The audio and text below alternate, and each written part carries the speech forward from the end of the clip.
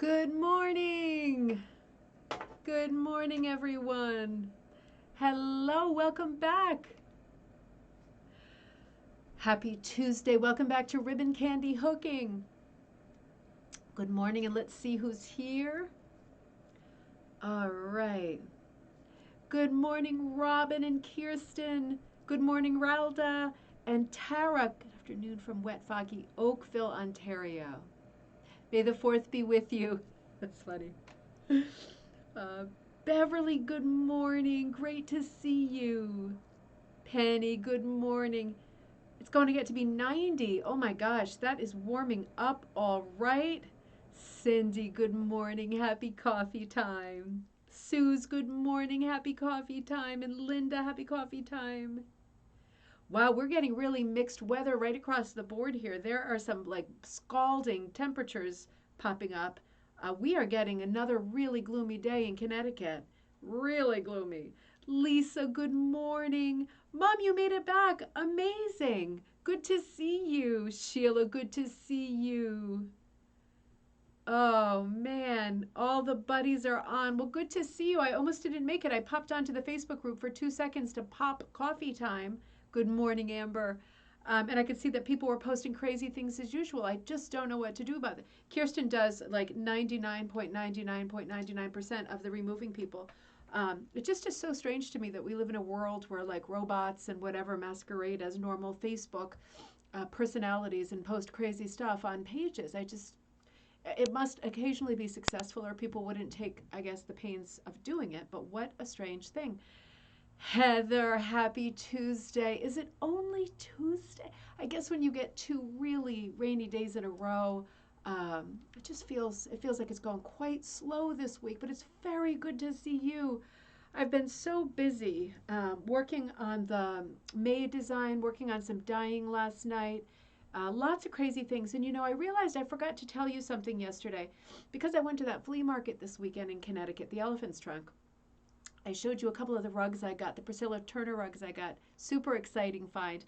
But I also found something else that I've been thinking about for a while. This could be S.L. Monroe. Oh, you are so welcome. You are so welcome. I'm glad you're here.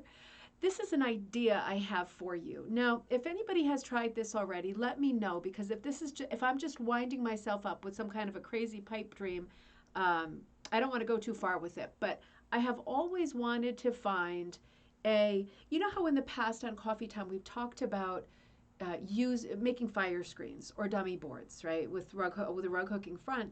And the question has come up many times, well, what do you do with the wood because of the sort of pressurized, not pressurized, whatever, condensation, heat, whatever happens with science between the wooden dummy board and the back of the rug can often cause to rot. So I don't know the science of it. I'm guessing fumes build up or something like that. So we have had that conversation many times. But I've also had a similar thought along the lines of when there is a hearth, I would love to have something like a screen in front of the hearth that has a rug hooking thing going on as opposed to a dummy board thing. And I've often thought how to do this. Good morning, Seabird. Good morning from Cindy. Great to see you, Cindy. I think about this sometimes because, of course, needlepoint screens have been around forever. So I know in the 1700s they were very popular to block the heat from a person's face because the makeup that you would use as a base, on your face would be like wax or paraffin based. So you couldn't let heat touch it. And they made all kinds of needlepoint screens that I'm sure you've seen at antique stores that would block it. But you don't really see rug hooking screens very often. And when you do, for myself, I would then wonder about the thing with the wood and the fumes and the rot. So I have been looking for a screen, like a screen, wiry, screen door screen that I could possibly hook into. And I think I might have found it. Now this is what I got at the flea market. I already pulled out the middle piece. I'll show you. It's not a glorious thing in and of itself, but just picture the possibility if this works. Now, I popped out the middle screen, right? It's one of these guys. He's just brass. This will open out like this, and I've got it reversed. This will hug around, the hearth part, and this will be the right side, the outer side. Now, The reason I chose this screen, right? It's very simple. It's a little bit old. It's probably 1950s. I popped out the main screen. Now see if you can see this close up. I'm gonna put my hand here to give you scale.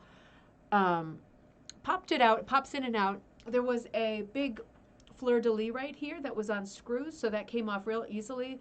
Um, and what I'm thinking, I know you're ahead of me already at this point. What I'm thinking is I have been waiting a long time to find this kind of a fireplace screen where the screening has an open, or wide enough, large enough gauge to possibly hook through. Because my idea is not to hook the whole thing like a needlepoint screen.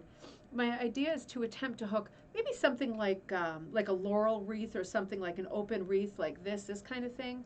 If you picture, Victorian shadow boxes where they would like weave hair or sort of that pom-pom chenille stuff into those wreaths like this. They were very three-dimensional and tactile and fluffy and beautiful looking. I'm thinking something like this that only partially covers the screen. Of course, not while the fire is blazing, but every other time of the year, just for decoration. I thought, let's see. Good morning, Lynn, from Tucson. Very nice. I thought, you know what, let's see how it goes. This is going to be one of the first times that I take out my very, very small hook. I always use my primitive, coarse, large rug hook. This time, because, the thing with the screening is it's not going to be flexible, is it? It's going to be very inflexible. So I'm going to see how it goes, and I will report back to you. This is just a fun project that I've been thinking about. I've wanted to do one, see if it would work. If it works, hey, maybe I'll look for more screens and do one for like every season or something like that, at least a different one for the holidays. But I'll see how it goes. It's a blank canvas the way that it is. This can be fixed, these two dots. I'll probably hook right over those. But I'll let you know how it goes. I was very excited to find this screen. It was cheap. And, another interesting thing, the guy who sold it to me, now get this, talk about small world, right? It really pays, I think, in this world for lots of reasons. Karma being the first one, to be nice to people and to chat. I'm a huge chatter. It's a real problem at flea markets because I can't keep a good clip going because I stop and chat. But this guy who sold this to me, Toby, was such a nice guy. And he said to me, so what are you going to do with the fireplace screen? And I said, well, I've had this idea about rug hooking, part of it, like partially hooking a screen just for like a hooked decoration in front of the fireplace. And he said, oh, he was an older guy. Oh, my wife used to be a rug hooker. Oh, indeed. Okay. So then we get going with that. And he said, she was kind of the youngest one in her group, and the group kind of aged out. Everybody got much older. A lot of people passed away. And the group is not intact anymore. She doesn't do it anymore. So my instinct, my ugly self wanted to say, what happened to her supplies? But I was able to keep a lid on it and control myself. And we went on chatting, and it turned out that he had worked for Kate and Joel Kopp, Kopp, like of the books from the 70s. We haven't looked at them in great detail. We've opened them many times, but we haven't looked at great, really important early record of rug hooking, collecting, quilts and rug hooking. They were textile people. They're both still alive, apparently. Thanks, Joy and Ann. Thanks, Mom. Please thumbs up, comment, share, everything. That helps with the videos a lot. Anyway, he had this long history and lots of stories about working with the Kopps, and it was so interesting. I was standing there forever. And, he was talking about having helped them pack and move and do exhibits and museum shows and gallery shows and moving textiles that, just bringing it in from the truck, and then them saying to him, that was like a $2 million item. Didn't want to tell you before you touched it, didn't want to freak you out.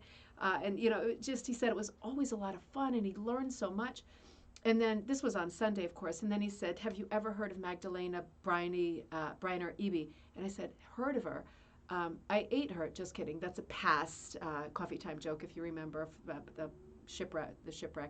I said, heard of her. I'm teaching a class on her tonight. That was Sunday. So it was just so interesting. So we decided that next time I go to that flea market, I'll stop and I'll plan to, stay and chat a little while longer, because there was obviously, it was one of these scratching the surface things. He was full of stories and interesting things, and I bet he had a lot of anecdotes to tell. but I was kind of whisking along. It's trying to move along. I stayed for about half an hour, but I'm going to do better next time and see what else I can find out about rug hooking history from some random person, very nice man at a flea market. But anyway, that's where I got the screen. So small world, isn't it, right? Right, Lisa? It is so nice to chat with people, and that's the thing with nowadays, right? I think particularly post 2020, you either get people who you can tell in their eyes that they are like looking for a chat. You just pass them and they're very happy and very pleased to slow it down and have a little chat. Other people, you look at them to chat and you can tell that if you start chatting, they're going to think there's something wrong with you. So you just feel it out as you go. But yeah, it's a lifelong thing with me. I can chat anywhere. And that's the main reason it didn't work for me in the Netherlands, is because they are not chatting people in general. No offense if anybody's Dutch. I am myself. I was born there and lived there for much of my life, but they are not chatting people. And my God, if you do it, you know that you've made a mistake pretty fast. I know, right, Linda? It was just one of those things. And, we were both so surprised that the other one knew so much about rug hooking. It was so unlikely. It was like a dam burst, and he was full of information and things that he had half forgotten.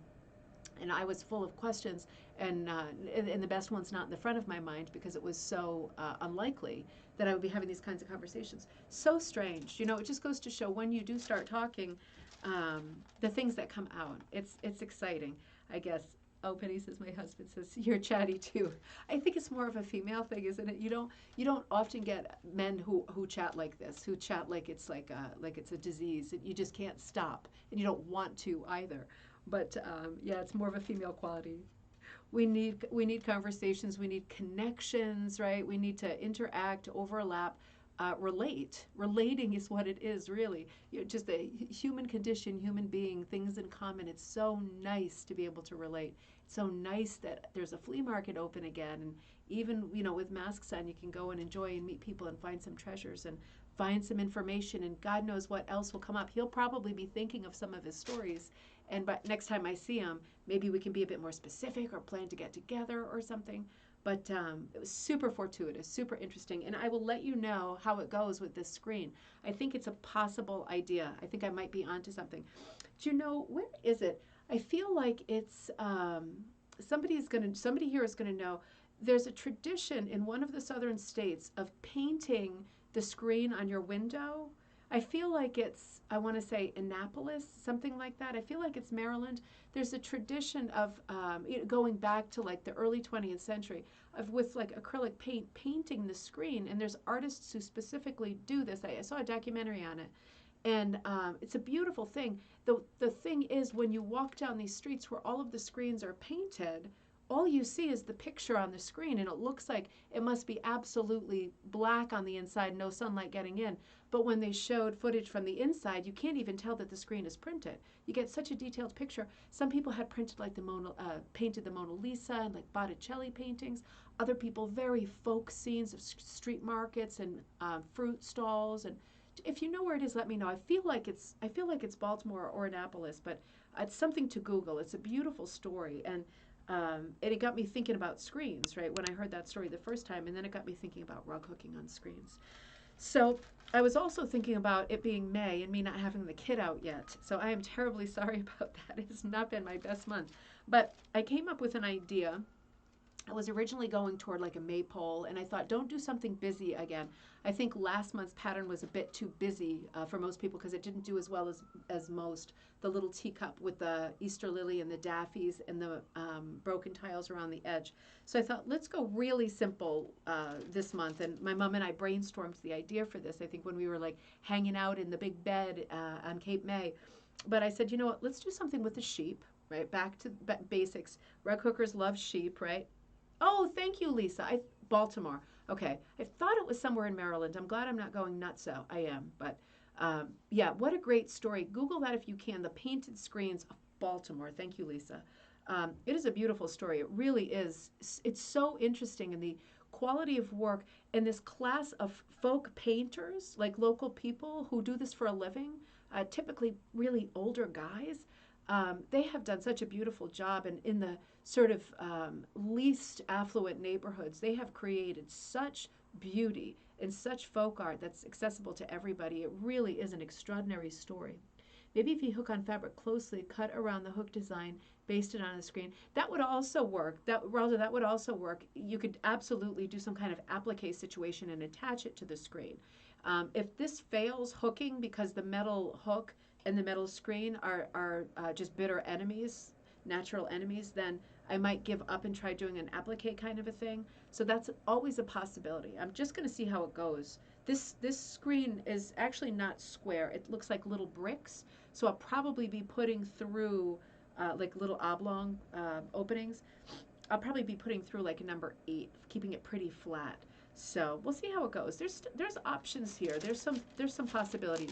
Now this is the basic drawing for the May kit that's going to be coming out. And my mom and I were saying sheep, right? And then I thought against a Mackenzie Childs checkerboard background, but instead of being a black and white, I was thinking, how about like gray, like a dove gray and a lilac, unexpected, maybe with a little splatter. And then late last night while I was dyeing, I introduced like a leaf green. So I'll show you that in a minute. But the main thing was sheep on checkerboard, and then I thought, let's put a little wreath around his neck with Prodi, right? So I'm going to attempt to do that. I ordered a ton of white, really thick, nice to hook or punch chenille yarn. And I'm going to attempt to hook his whole body with that because it's going to really give the look of proper textured, thick fur, right? Is it called fur? Wool? I guess just wool, right? Fur doesn't sound right and hair doesn't sound right. But in any case, I want him to have like a beautiful Prodi sort of necklace on for May with lots of leaves and flowers poking out. So I'll keep you updated on that. I started dyeing last night. I failed quite a few times in a row. I was tired. But I just started working this morning. Sheila, this is the monk's cloth you sent me, by the way. It really is nice. We'll talk about it more tomorrow.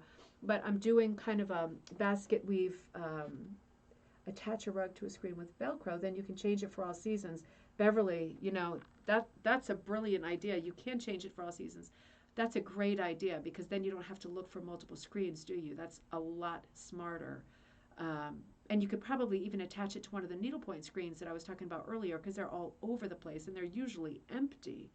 The needlepoint being long gone. That's a great idea because it's so nice to switch things out for the holidays and stuff. So this is what he's starting to look like. This is just a placeholder where the Prodi is going to be. I'm experimenting with the scale of the checkerboard. Ideas flowing today, right, Linda? One more coffee and I'll be even better. But I've got kind of this leaf green going, and I'm alternating leaf green with lilac, and right next to it, the dove gray with a darker purple. And this is the ear. I just hooked one ear in so far.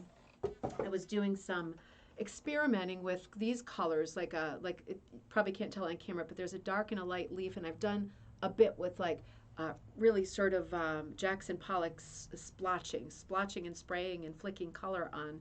So I've got some leafy greens going with a dove gray, which I liked for the contrast, and then I've got 2 purples, the lilac, with these 2 being the 2 main colors, and then this kind of purple that's splotched with like hit the floor, Promisian and more leafy greens and stuff.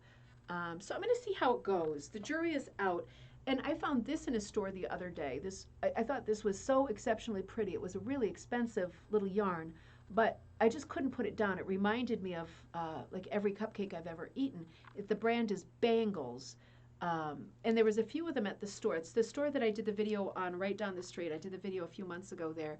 And I thought, you know what, if I could make this somehow work as part of the Prodi and the necklace, and she's got 3 more balls of it because it's like not in stock anywhere right now. Then that's something I could possibly put into the kit. And then I was experimenting with like a dark brown color to go with the antique black because, you know, with his little face, he's white and fluffy and white chenille, but with his little face, it's got to be black. But then there's got to be some dark brown definition, particularly with his eyes because it's dark eyes and a dark face. So I was experimenting with like sort of the idea of an antique brown with my antique black. So they'll both be off a little bit with a little bit of color variation so that he looks, you know, a bit shaded and each one looks a little bit different.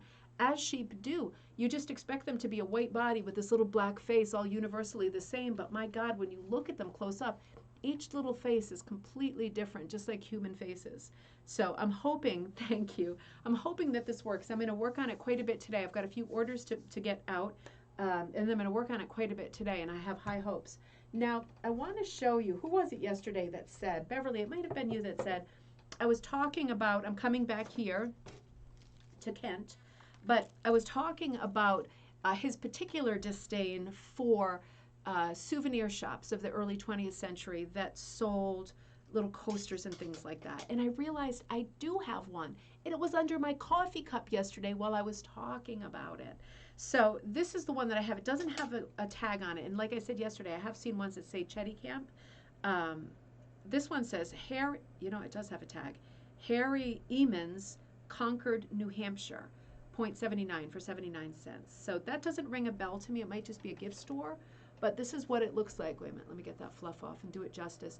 It's stockings. It's hooked up stockings. Very, very small scale. This is what it looks like, but this is what it did look like. Real pretty and bright. So this is exactly what I'm talking about when I'm referring to these. Oh, thanks, Mom. I'll cut some up for you. I'll cut some antique brown coming up. Don't forget it's Mother's Day this weekend, right? Sunday. In the U.S. it's Mother's Day, and our dye class is in the evening for those of you that have signed up for it. But anyway, I just think this is beautiful. It's so luminescent. If you can see, the center really does look like, remember those eggs of pantyhose, the legs eggs? It really looks shiny, like it just came out of one of those egg containers. So it turns out I did have one. And as I find more, if they're cheap, I'll get them so we can show them, or I can put them up and you can buy them for whatever I paid for them. I am sensitive to the fact that not everybody has a lot of stores around them, and I do, so I feel very spoiled. But let's return to what we were talking about yesterday. We were talking about the Kent book, and it's a landmark book. So I'm going to continue with this line this week. You know, because we have coffee time obviously today and tomorrow. Thursday we'll Zoom, and Friday will be our cocktail night. And I'm going to do something completely different on Friday. I'm not going to continue doing the sort of history-driven commentary. But I thought let's finish this idea today and tomorrow, and kind of follow through with some of the ideas that are in this book. Some of them are dated, a lot of assumptions that turned out to be erroneous over the course of years, and more information coming forth. But in this book, Kent is really closely connected to the big names of the time, right? I keep saying Helen Albee, the Abenaki rugs, Ralph Burnham in Ipswich, and he also starts talking about other names that we've heard of before. So he refers to an 1891, which would have been like 20-something years old at this time, an 1891 pattern book in color that was issued by E. Ross, and we know that's Ebenezer Ross of Ohio, and we know that he was a contemporary of Edward Sands Frost, and that he put out patterns as well.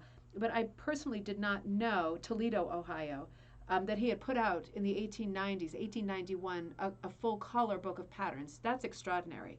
I would love to get a hold of that pattern book. If anybody has it, and you let me know, I would love to even look at it over Zoom and just check out what some of the patterns are for my own knowledge, try to remember what some of them look like, so that in identifying patterns in the future, you know, just a few more to memorize.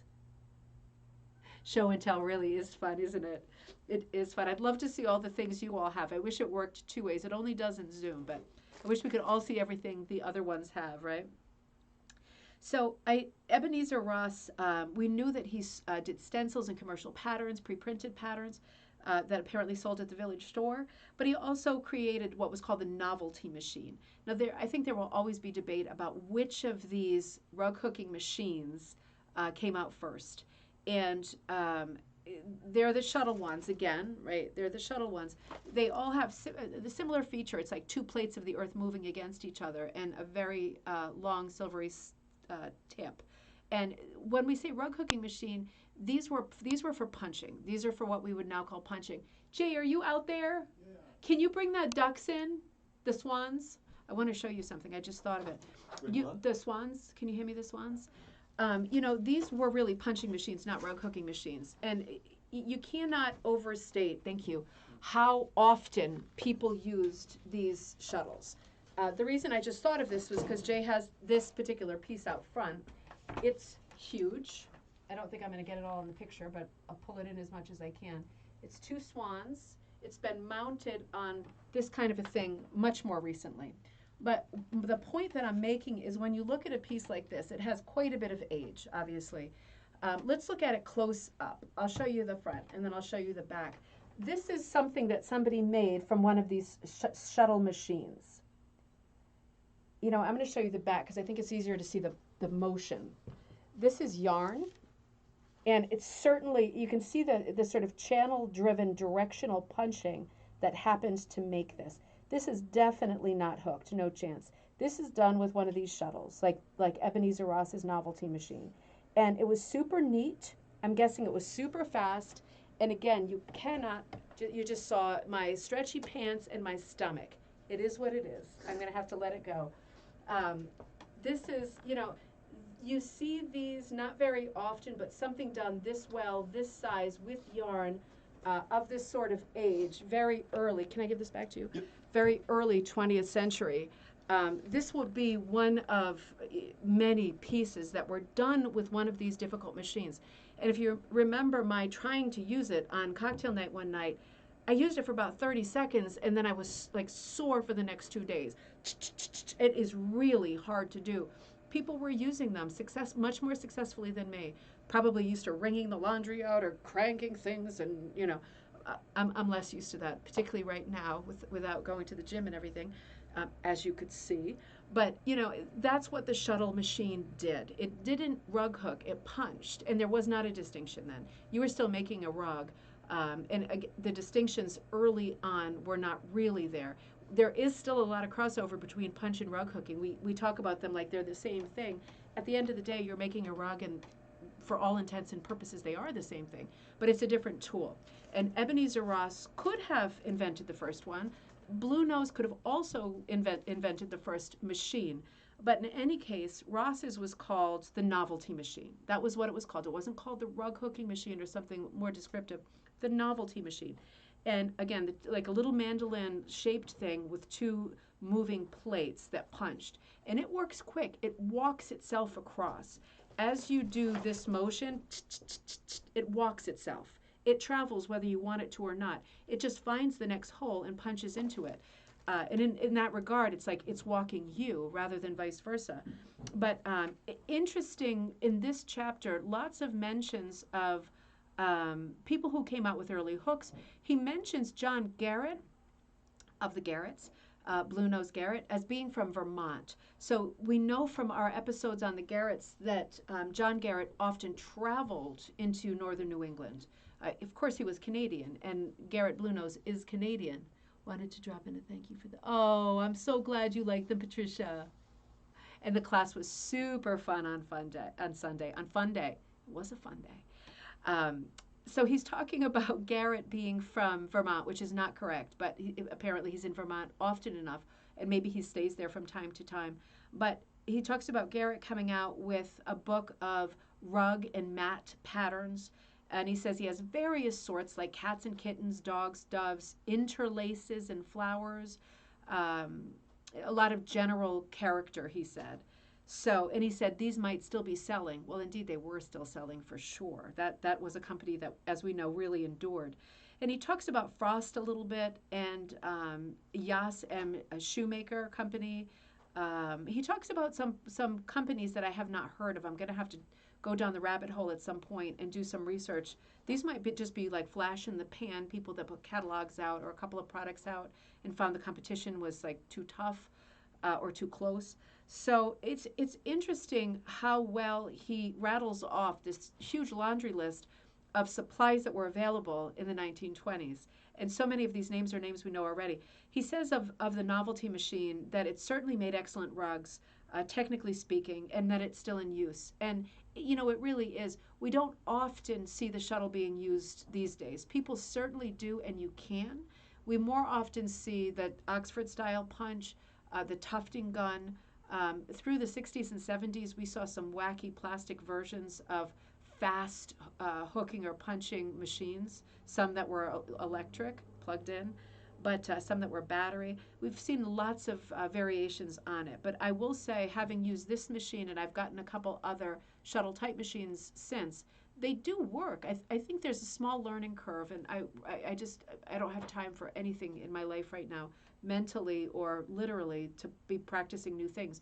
But I feel like these shuttle machines are one of those things that if you just practiced and worked on it for a little while, you would get over that speed bump really quickly and be shuttling away at great speed without having to plug in anything. So really interesting, the information that he gives us. He talks about the Blue Nose rug hooker too. You remember Garrett Blue Nose put out a number of rug hooking machines, but the Garrett Blue Nose was really the one that was like the lasting version. It was the best of the ones they put out. They tweaked their design over time, and that really was like, that was the one. I have that one too, so I'll have to make a video of trying that out at some point. He also talks about Busilla, who we know is, I think, still in business. They might be owned by somebody else, but you certainly see the name and know the brand. And they have done so much with textile, yarn, all kinds of handcrafts over the years. He talks about them as being present in a lot of large department stores in terms of supplies and kits and things like that. Oh, we're already over time, but this is all really, really interesting stuff. He goes into the classification of rugs, meaning different subjects. And it's here again that he harkens back to the Acadian rugs that we now, I truly believe, are indeed Waldoboro rugs. And he'll show us lots of examples of those. But he breaks this down into chapters of, for example, different kinds of novelty rugs. There's lots of nautical rugs, brigs, that kind of thing, clipper ships, that kind of thing. And then some really cute ones. The two of these are ones that I posted up in our group and in the Ribbon Candy Hooking website, internet page, the Shopify page. But this is the clock. This is that mantle clock that I called Mantle Garden. And I think it really is extraordinary. It's such an unusual composition. Let me get you even closer to it. Such an unusual composition. Also, a higher difficulty level putting these rounded corners on something. They're not going to have all the tools at hand that we have sitting out on, our designated quilting tables and stuff. Everything that they do that's a little touch, making it more special and unique is a real labor, I think, at this point.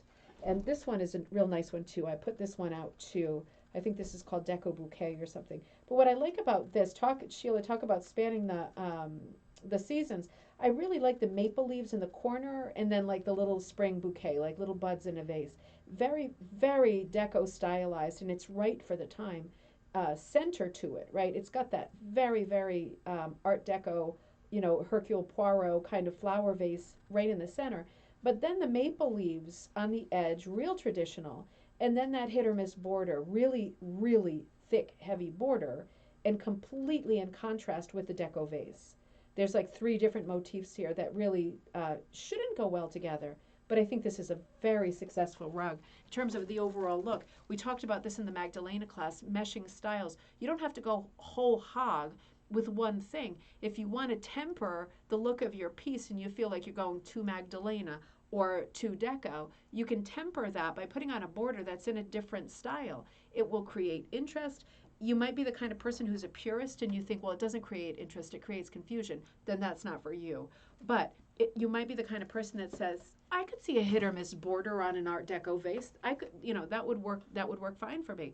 It's always good to think about mixing and matching styles, like those old kids' books where you flip something that's a man's face, and then you get a different neck, and then you get a body of like a rhino, and then you get a ballerina skirt. You flip things and get different things. You can always employ that kind of logic and design aesthetic to designing rugs too. You can make things an absolute mishmash, fusion of different styles, just like they do in every restaurant now, right? Why not? Why shouldn't you? So we'll return to that tomorrow, and we'll conclude some of his big thoughts, some of the big overarching things that make this book the landmark book that it really is. It's not my favorite book on rug hooking. I'm not putting it down. I have enjoyed every moment that I've spent in this book. It feels more dated to me than some of the other books, but there is no denying that this is a landmark book. This is the landmark book. Until we get the Kopp book, the Joel and Kate Kopp book, the other books are wonderful, and I love them all. I love them best, the ones that are kind of in between. But this is the landmark book, so it really deserves our attention, consideration, and it's worth going through it and picking out the things in it that are curious, that turned out to be right, that turned out to be wrong, that pique our interest and that relate to other things that we've talked about over time. It really is comprehensive, this trio of books that Kent did. So hey, I will see you tomorrow. I will work on this guy in the meantime. I do not have a name for him yet, but I'm going to work him fully before I even think about putting that Proddy in. I wrote to Diane Collins at the Velvet Hook because I get a lot of velvet from her, which I have not used yet, and I soon will, because I've got some kits in mind. And I asked her to send me some sort of this kind of a green, but a little bit more grassy, but to pick up this color, to do some of the leaves on his neck. And I'm going to attempt to do some Prati with that stretch velvet. I understand that it's one-sided, it's got nap on one side and not the other, and that has potential to be a problem. And I understand too that it will be floppy, but I think it has enough integrity to be used for Prati, and I'm going to find out. And as soon as I know, you know, you're going to know the next morning. So that'll be a neat experiment too. I've done a lot with wool Prati, and we've done a lot with wool Prati, but I thought, let me just try the velvet just to see. I think I would welcome the floppiness of it, and I don't mind that it's one-sided because I think I can really force it to face forward. But we'll see how it goes. We'll see how it goes. I have some visions of little rosettes and things around his neck, you know, with this stuff too. So we'll see how it goes. It's a huge to be continued. But this will be coming out, whether it kills me or not. This is coming out in the next 48 hours because it's time. So have a great afternoon. I will see you tomorrow for another episode of Coffee Time. You know, you can reach me in the Facebook group, Rug Hooking and Punch Needle Club, or you can always reach me at ribboncandyhooking@gmail.com. I will see you tomorrow. Same place, same time. Have a great afternoon.